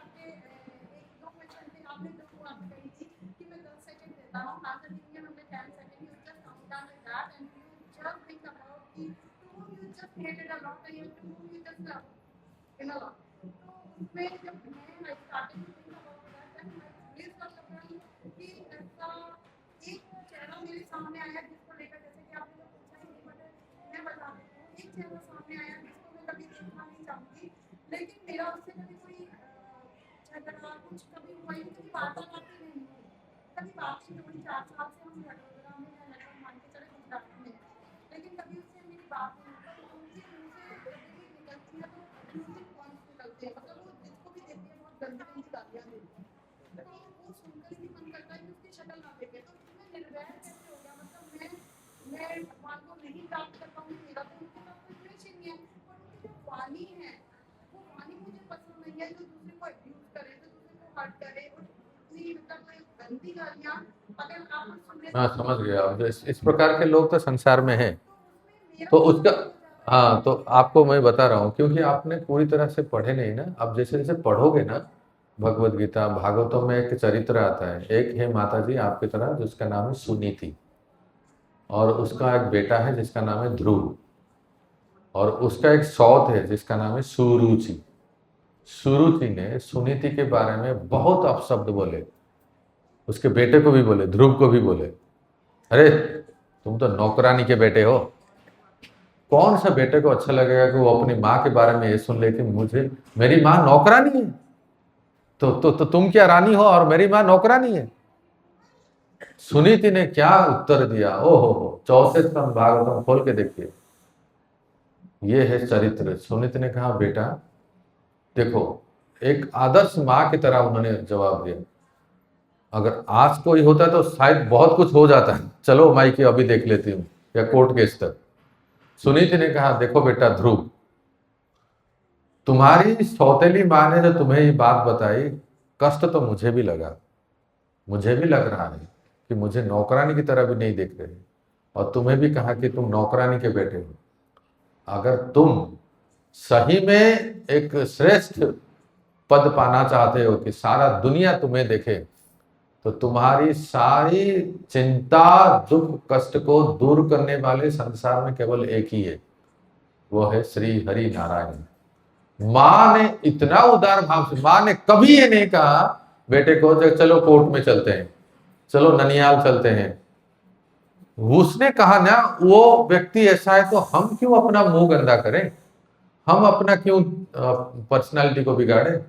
वो कह रहा है तो कहने दो, पर हमारी तरफ से किसी प्रकार की कोई अपकीर्ति नहीं होना चाहिए। तो उसने बल्कि उसका पॉजिटिव साइड दिखा कि उसने कहा ना कि तुम्हें अगर इस राजा की गद्दी पे बैठना है ना, तुमको मेरे गोद से जन्म हो लेना पड़ेगा, जिससे भगवान ही कर सकते हैं। उसने बहुत सही बात कही, बेटा तुम अगर सही में कीर्तिमान होना चाहते हो, बस भगवान के पास जाओ। वो जानते हो, आप लोग सुने होंगे, बहुत प्रसिद्ध है, ध्रुव अपनी माँ सुनीति की बात कहने पर 6 महीने में आए मधुबन वृंदावन में, और 6 महीने में भगवान को प्राप्त कर लिए। और जो माँ उसको गाली दे रही थी, कह रही थी नौकरानी के बेटे हैं, और रो के आके चरणों में गिर गए। जब ध्रुव 6 महीने के बाद फिर से अपने भवन लौटते हैं, सुरुचि वही माँ जो उनको इतना ताने मार रहे थे, जो सुना रही थी, वो आके चरणों में गिर गए। क्यों ऐसा क्यों हुआ? क्यों उसने भगवान के शरण में गए और उसके जीवन में परिवर्तन हो गया। कि भगवान सबके हृदय में है। भले वो व्यक्ति मेरे साथ कितना भी कटु वाक्य बोले, कितना भी पॉलिटिक्स करे, मेरे पास डिप्लोमेटिक करे, मेरे साथ अब्यूजिंग वे बिहेव करे, परंतु मेरी तरफ से उसके प्रति कोई प्रतिकार नहीं होना चाहिए। हाँ, जहां रही मैं अपना पर्सनल लाइफ और अपना परिवार की संबंध है तो उसको प्रोटेक्ट करने के लिए मैं कुछ कर सकता हूँ, परंतु in the life of spirituality there is no tit for tat. You just be remain in your position. आप जैसे नॉर्मल रहते हो आप रहो, you don't react, and let the God will take care of him. आपने सही कहा ना, आपके आपके हृदय में बैर नहीं है, then you are perfect candidate.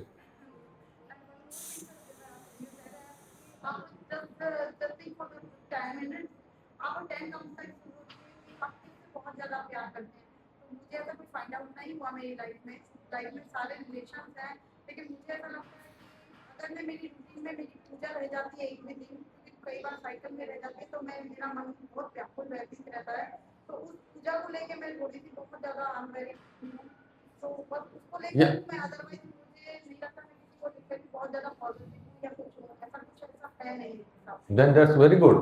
अगर आपके लाइफ में कुछ आप कुछ देख रहे हैं कि जो आपको बहुत ही अच्छा लगता है, just like you are telling that worshipping, आपकी पूजा, आपके घर में जो भी ठाकुर जी हैं उनकी पूजा, या आपने जो भी कुछ कमिटमेंट लिया है उसके लिए, वो अगर मिस हो जाती है तो आपको लगता है कि मतलब थोड़ा अटेंशन उसमें चला जाता है, तो दैट्स वेरी गुड। स्पिरिचुअलिटी को एक्सेप्ट किया आपने, वेल एंड गुड, उससे बढ़कर और कुछ है ही नहीं। Thank you. व्यक्तिगत रूप से कर ले माता जी ट्रेनिंग कर ले।